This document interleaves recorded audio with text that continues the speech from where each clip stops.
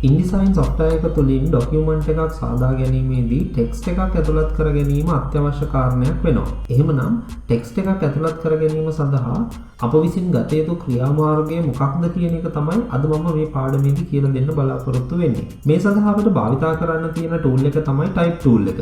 ඉතින් type tool එක කාර්යයන් දෙකක් සඳහා භාවිතා කරනවා. එකක් තමයි text එකක් ඇතුළත් කර ගැනීම සඳහා, දෙවෙනි කාරණේ තමයි දැන් ඇතුළත් කරලා තියෙන text එකක් edit කර ගැනීම සඳහා. අපි බලමු මුලින්ම type tool එක භාවිතා කරලා text එකක් ඇතුළත් කරගන්නේ කොහොමද කියලා. ඒ සඳහා මම type tool එක මත click කරලා ඒක active කරගන්නවා. එවිට mouse point එකේ හැඩය මෙන්න මේ වගේ හැඩයක් බවට පත් වෙනවා.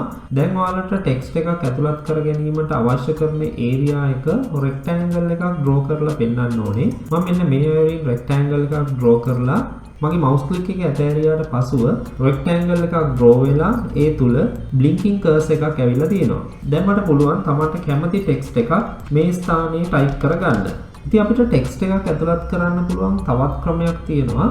ඒ තමයි දැනටමත් type කරලා තියෙන text document එකක් තුල අන්තර්ගත වෙලා තියෙන text එකක් මේකට ලබා ගැනීම. සාමාන්‍යයෙන් අපි භාවිතා කරන copy paste කියන ක්‍රමයක් භාවිතා කරන්න පුළුවන්.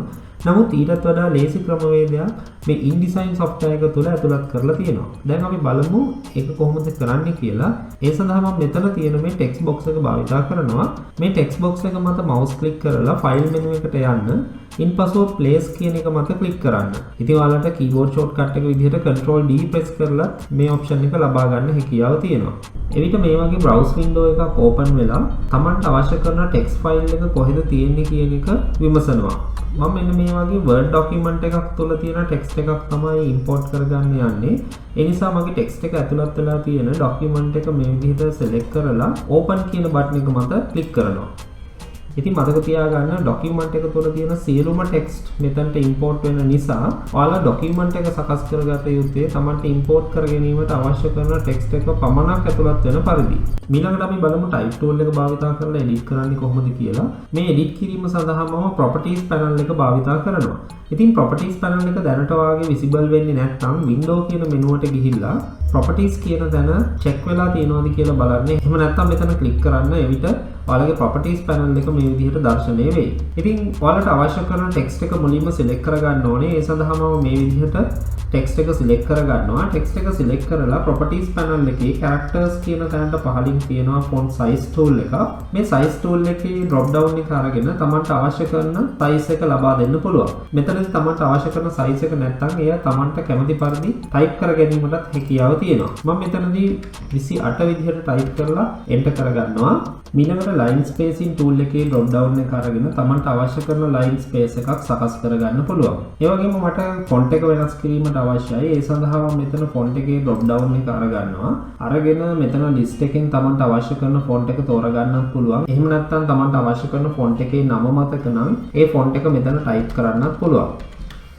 මම මෙතනදී Arial Black කියන font එක භාවිතා කරනවා. ඒ වගේම මේ font එක සඳහා color එකක් ලබා දෙන්න අවශ්‍යයි. ඒ සඳහා fill කියන tool එක අරගෙන මේ tool එකේ swatches panel එක යටතේ තියෙන colors වලින් එකක් තෝරගන්න පුළුවන්.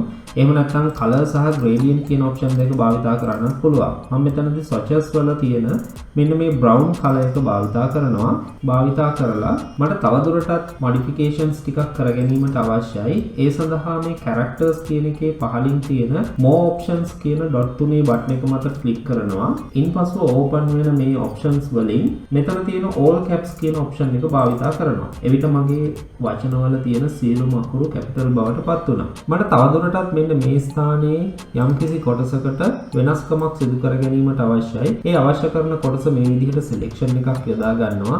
නමුත් මෙතන text එක තරමක් කුඩා නිසා මට අවශ්‍යයි මේ ස්ථානය තරමක් විශාල කරගෙන එය හොඳින් පෙනෙන පරිදි මට edit කිරීම සිදු කරන්න. ඒ සඳහා මම මෙතන තියෙන මේ magnifier glass එක තියෙන tool එක අරගන්නවා.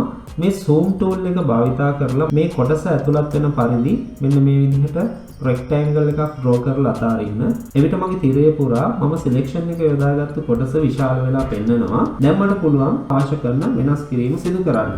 මම මෙහිදී මේ font එකේ faces ටික අරගෙන මේකේ italic කියන option එක භාවිතා කරනවා. මේ සඳහා ඔයාලට keyboard shortcut එක විදිහට Control Shift I භාවිතා කරන්න පුළුවන්. ඉතින් මෙන්න මේ වගේ type tool එක භාවිතා කරලා ඔයාලට අලුතෙන් text එකක් ඇතුළත් කරගන්නවා වගේම තියෙන text එකට අවශ්‍ය කරන modification සිදු කර ගැනීමට හැකියාව තියෙනවා. ඔයාලට අද කියලා දුන්න කරුණු සම්බන්ධව යම්කිසි ගැටලුවක් තියෙනවා නම් පහළ තියෙන comment section එකේ ඇතුළත් කරන්න.